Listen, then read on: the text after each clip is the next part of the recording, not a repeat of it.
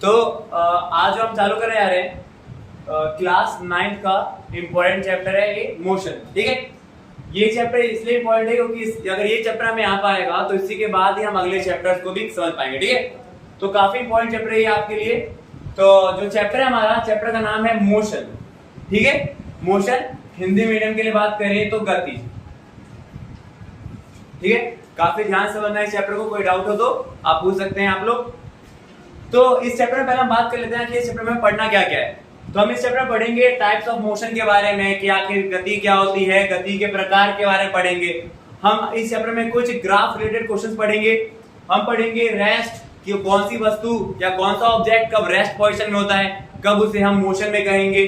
हम इस चैप्टर में पढ़ेंगे कुछ रिलेटेड टर्म्स जो कि इंपॉर्टेंट है हमारे मोशन से लेकर, चाहे वो स्पीड की बात करें, चाहे हम बात करें डिस्टेंस की, डिस्प्लेसमेंट की, एक्सेलरेशन, त्वरण, इन सब चीजों के बारे में इसमें पढ़ेंगे। ठीक है, और स्केलर वेक्टर क्वांटिटी के बारे में पढ़ेंगे। तो शुरू करते हैं इस चैप्टर को। ठीक है, और कोई डाउट हो आप लोग पूछ सकते हो। तो सबसे पहले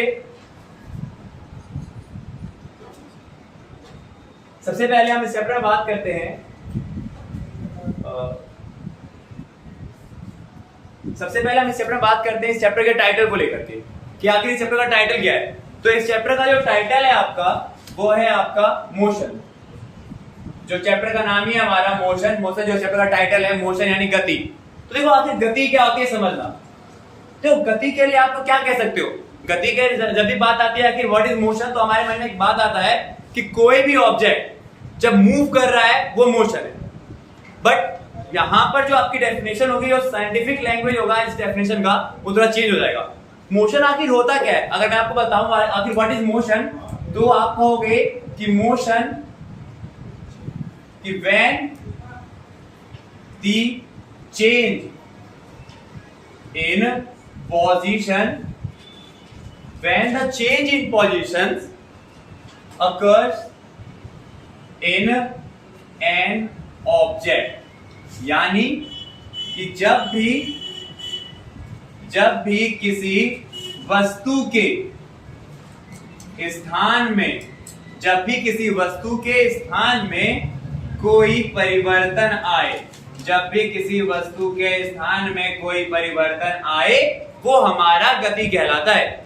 सिंपल सी बात, जैसे कि मान लो अभी आप लोग मुझे यहां देख रहे हो और जस्ट कुछ सेकंड बाद मैं यहां से यहां मूव कर गया, तो ये हुई मोशन। समझ में आया?